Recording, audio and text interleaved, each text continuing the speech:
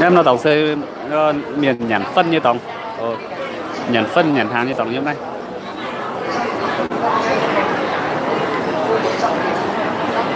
in hàng này mày miền mùa nhàn phân sao hả ô đây dịch khai đâu có cặp của miu cần từ c mưa yêu miền giúp mày tới pa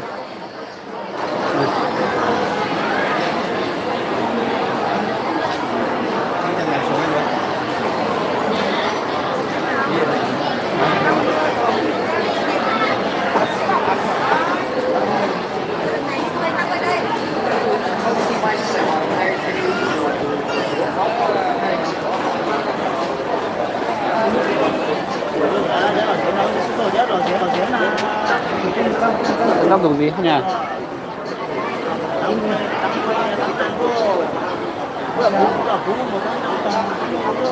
Này thì nam tăng khả tăng tài mặn khả nóจะไปจะยืน30 คนครับ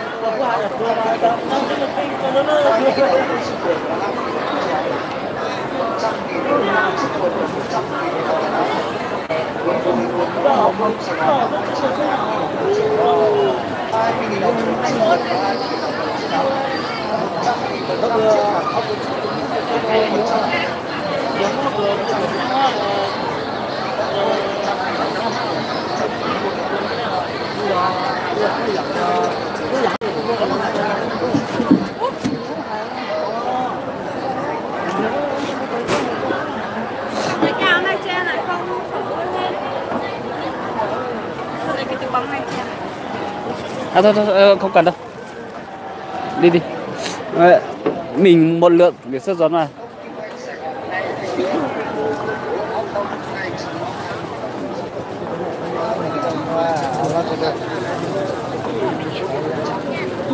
đây còn không còn chỗ đi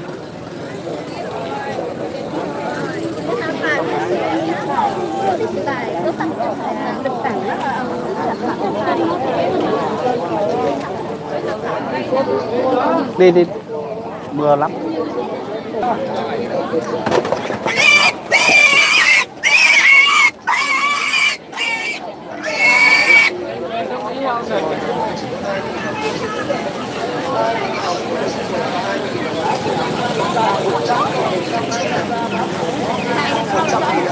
thôi để đây hả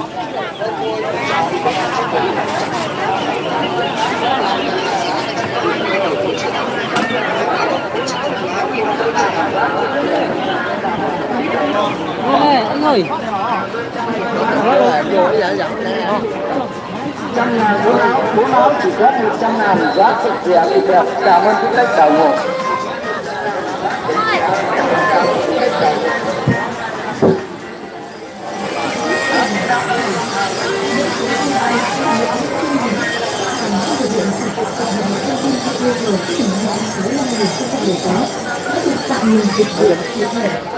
Một trường hợp tin không 15 ngày kể từ khi nhận được tin nhắn cảnh báo lần đầu, chặn 2 chiều sau 15 ngày kế tiếp, thu hồi số sau 30 ngày bị chặn 2 chiều.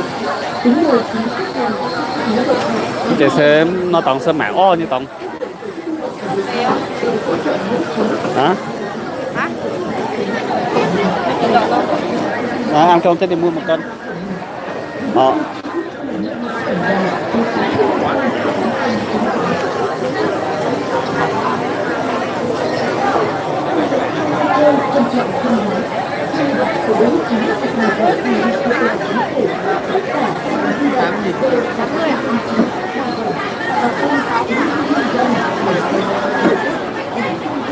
Tầm 10.000 đấy không?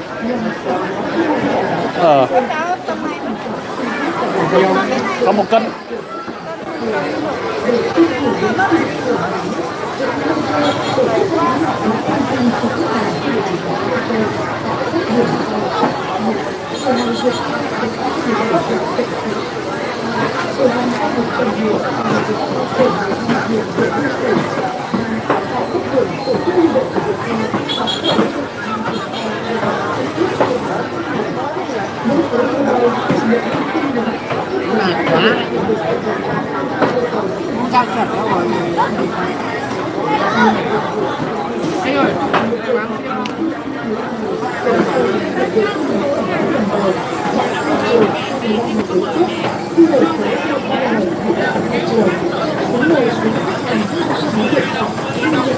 sẽ đâu cắt bột mì nên năm hay sẽ thập quần đâu bữa như bữa hiểu cháu tế cắt bột mì nó chăm ha nên năm hay à sao cắt thịt dê bữa tại này mải cái này chăm nên tế này thì bữa mảng chân tế này bữa chua chanh chùn nên tế khai đó tế cắt bột mì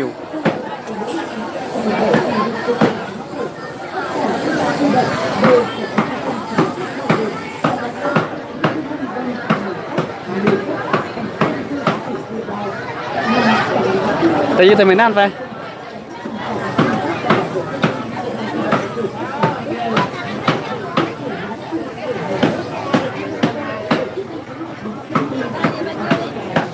anh đào xem mảnh hay mảnh hay biểu hàng trăm nó thấy mảnh của mẹ nó thấy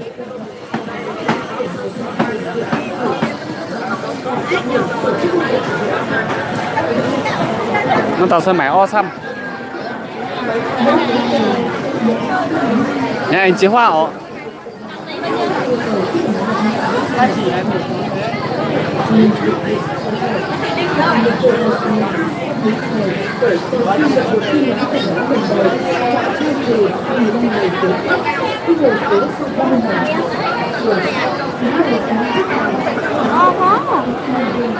đang cho đến hôn rồi.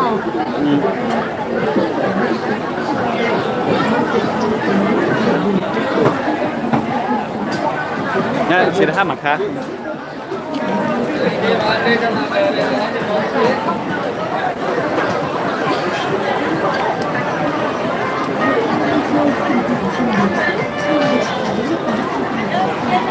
Tên hoàn toàn xịn.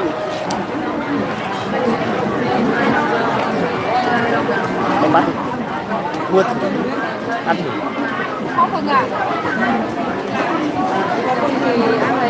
Một bát bao tiền chị ơi? Mua một bát. Ăn thử xem ngon không? Được.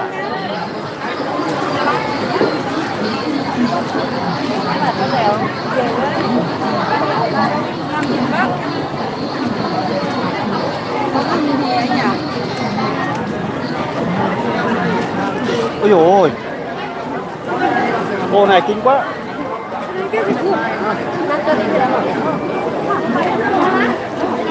Chọc phát. Đúng là ô này kinh thật. Tay mình khô quá.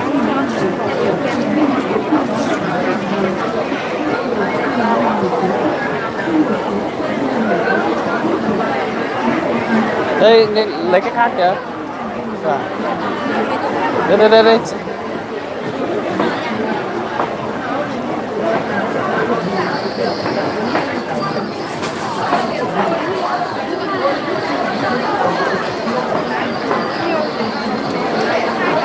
Hàng xăng thế. Hả? Mua rau gì để ăn thôi. Không rau gì. Nhà mưa to quá.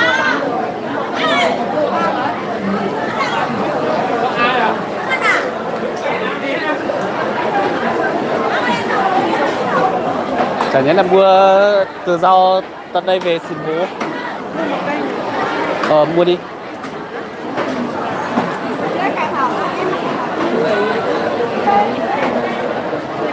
Ba mươi mấy nghìn một cây.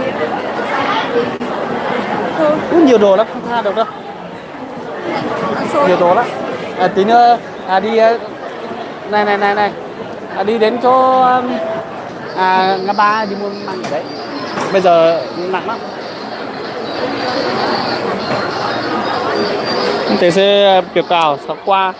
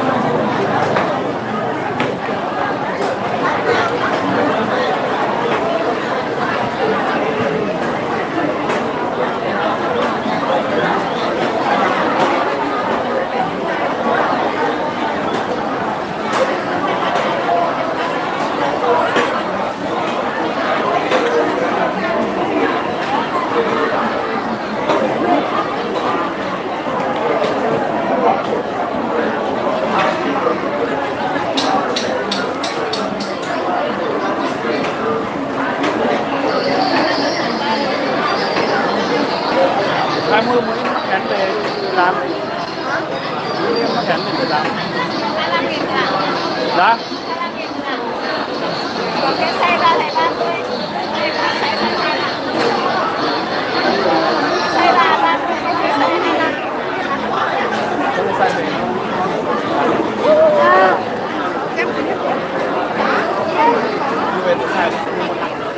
Lấy cái nhân sai.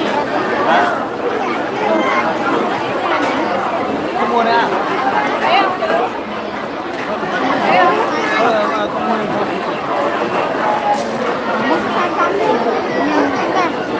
Giá nó cũng muộn đó. Mặt cách này bỏ giá cũng muộn đó.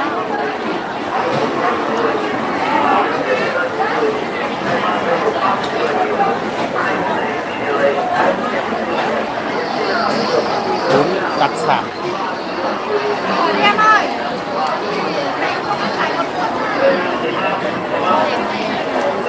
Bánh đời đẹp hết. Bánh này ngon này. Nhưng mình mua rồi. Mua nhiều đồ quá. Bánh là nhìn ngon nhỉ. Ở trong nó có nhân không bà? Ở trong nó có đậu không? Có đậu à? Mua một cái đi. Trong có đậu không? Cái này luôn. Cái này mà. Không phải là. Không mình ăn ngọt thôi, không ăn mặn đâu. Không. Không thế cho không ăn đâu. Mua một cái thôi. Có thế mua về nhà thì mua. Về nhà đấy. Ngọt thì mặn thì cho không ăn đâu. Cái này hai cái ngọt của ăn.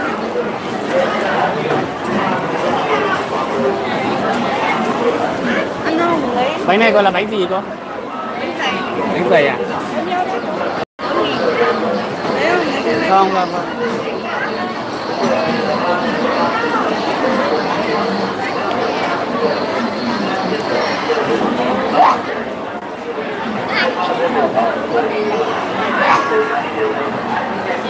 Ngon thì ở đây được. Nhà mày miền nha. Thôi, tôi làm gì? Cái này không cắt à? Cái này không cắt à? Không chỗ rồi. 16 cái rồi. Nó hết một ít rồi, 16 cái rồi. Đây một cái này bao nhiêu? Cái này về nhà, cái này là mua về nhà, cái này mua dọc đường.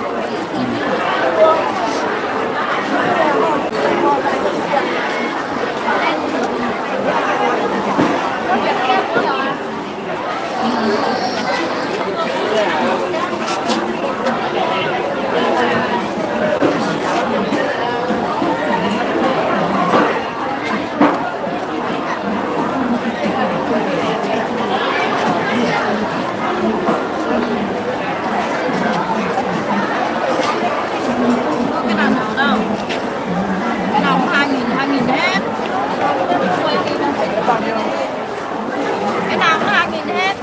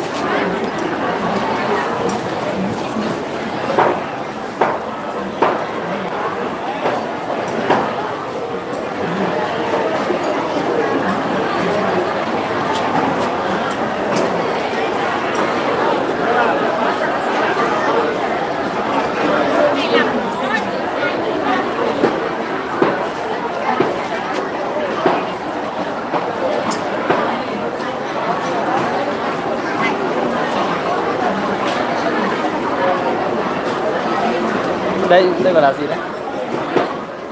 Chè. Chè.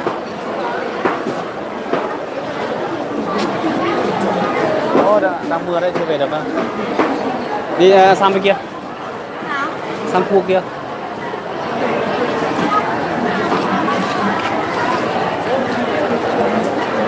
Vâng.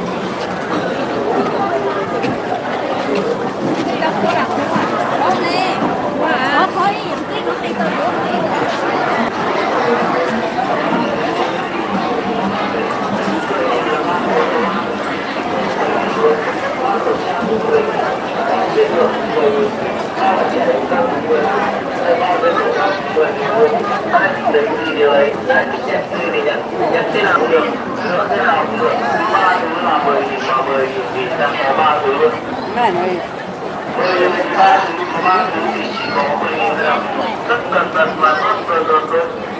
cái gì cũng 10.000 cứ 10.000 là 3 thứ mà 3 thứ thì chỉ có 10.000 thôi.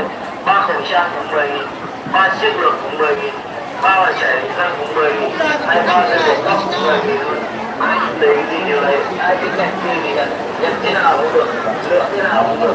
3 thứ là 10.000 mà 10.000. Quay vô tư lên quay. đẹp gì? Sáng tạo phết gì? Làm như này thì bao tiền một cái anh? 25 như này. Giỏi phết.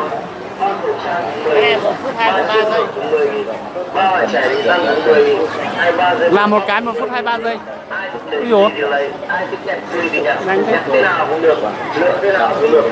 3 thứ là 10.000 mà 10.000 thì ta có 3 thứ luôn. 10.000 3 thứ, có 3 thứ thì chỉ có 10.000 cái nào. Tất cẩn thận mà tốt cẩn thận luôn. Cái gì 10.000 3 thứ. 10.000 là 3 thứ, có 3 thứ thì chỉ có 10.000 thôi. 3 khẩu trang cũng 10.000, 3 chiếc lược cũng 10.000, 3 bàn chải răng cũng 10.000, 23 dây buộc tóc cũng 10.000 luôn. Ai lấy gì thì lấy, ai thích nhận gì thì nhận, nhận thế nào cũng được, lựa thế nào cũng được. 3 thứ là 10.000 mà 10.000 thì ta có 3 thứ luôn. 10.000 3 thứ, có 3 thứ thì chỉ có 10.000 cái nào. Ô đây tự làm phở này đẹp phết nhỉ. Mua ăn không? Về mình lấy làm nước chấm ăn được. Giỏi nhỉ. Cái này không làm nước chấm cho à? Không làm nước chấm hả bán à?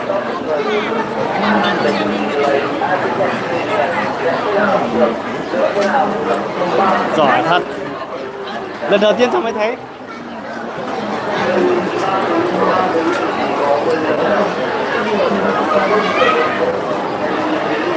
To lắm. Đây là 10.000 được cái này. Cái này cái gì? 10.000 bát thứ. Ba cái này 10.000. Được giả không ạ? Cái tháo kia người ta bán hàng. Ô, mưa lắm. Là tao ăn chè. Chè không? Vừa ăn xong ăn chè được à? Thế ăn đi. Vừa ăn đi. Cái này ăn tôm này. Ăn đi. Mưa mà.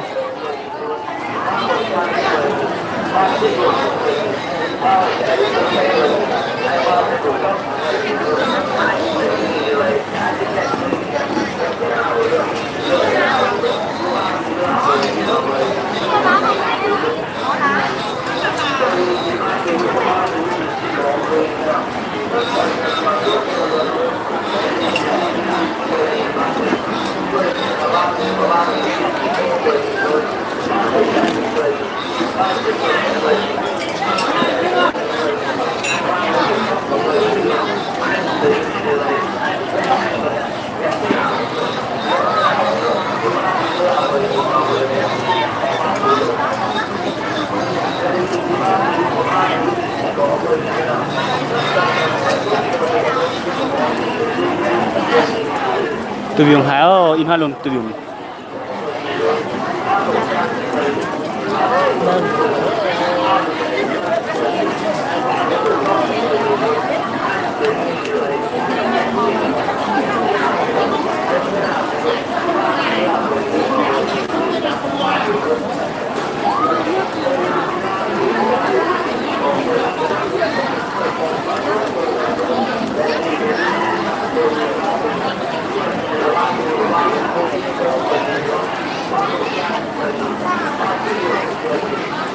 In hoa sẽ hiểu châu chủ nhật căn hê miền mùa yếm hai năm tại bông chung tại này căn hê nên năm hê này chẳng tại tàu dùn hăng tới nhìn hoa đi vừa mình non nó hay nhìn chút bạn mày mãi nhỉ mày bữa yêu miền chỗ hắn này trái mày đâu cần miêu cháu cần xa quá xăm cháu cần chít dê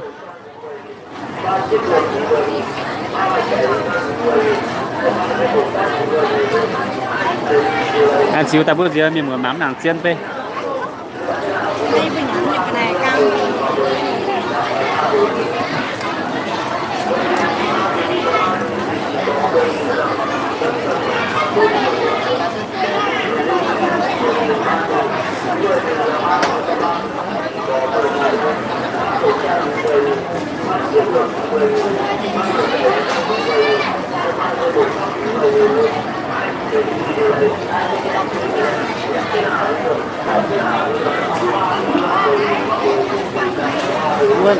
nhận để thăm nó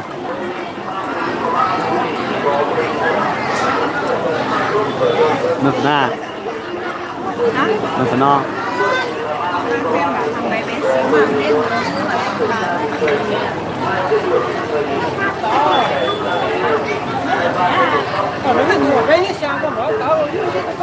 nhưng mà mảng phía dưới lại ồ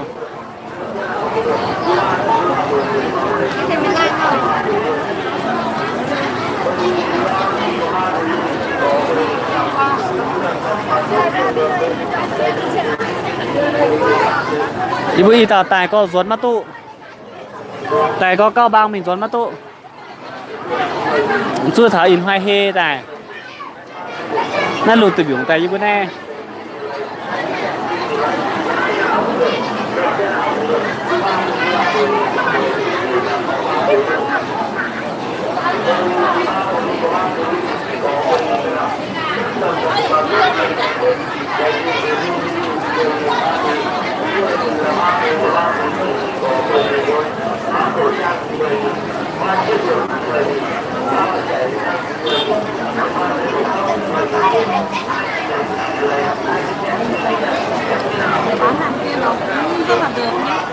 đang hành chị 10.000 ba cái, có cái siêu rẻ, có cái xe tắc, cái này một cái tiền. Người ta nghe 10.000 ba cái, tâm lý người ta là nghĩ là người ta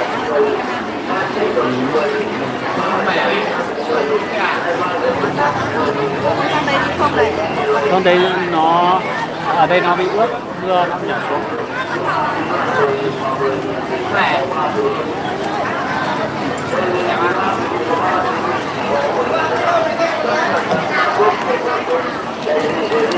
những cái sẽ nhỏ nhúng nhỏ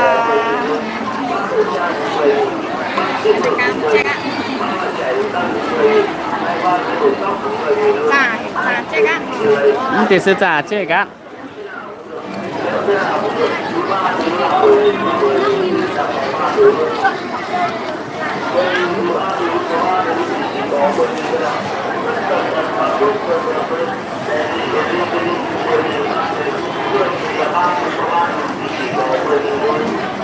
này giờ nào anh nhỉ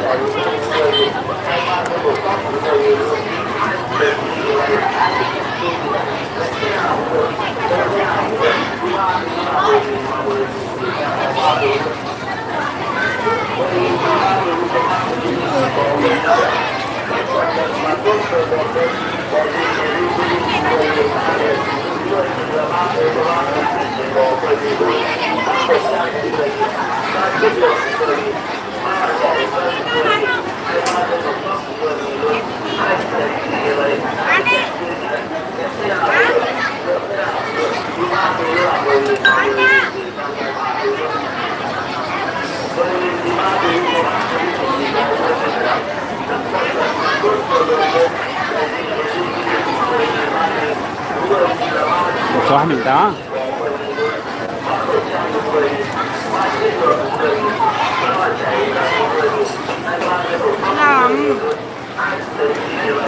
Hàng này bán hàng đấy thì khách không có chỗ để mà bán hàng.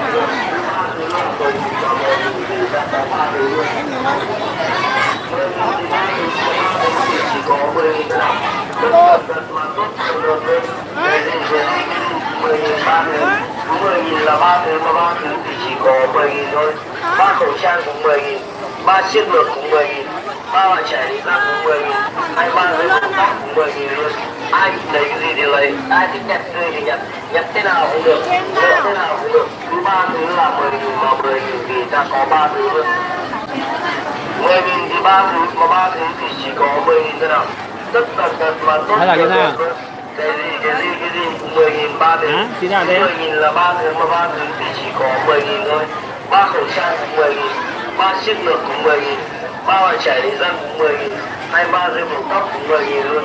Ai lấy cái gì thì lấy, ai thích nhặt tươi thì nhặt, nhặt thế nào cũng được, lựa thế nào cũng được. Cứ 3 thứ là 10.000 và 10.000 thì ta có 3 thứ luôn. 10.000 thì 3 thứ, có 3 thứ thì chỉ có 10.000 thế nào. Tất tần tật mà tốt được luôn. Cái gì 10.000 3 thứ. Cứ 10.000 là 3 thứ mà 3 thứ thì chỉ có 10.000 thôi. 3 khẩu trang cũng 10.000, 3 chiếc lược cũng 10.000, 3 bạn trẻ đi răng cũng 10.000, 23 giây bột tóc cũng 10.000 luôn. Ai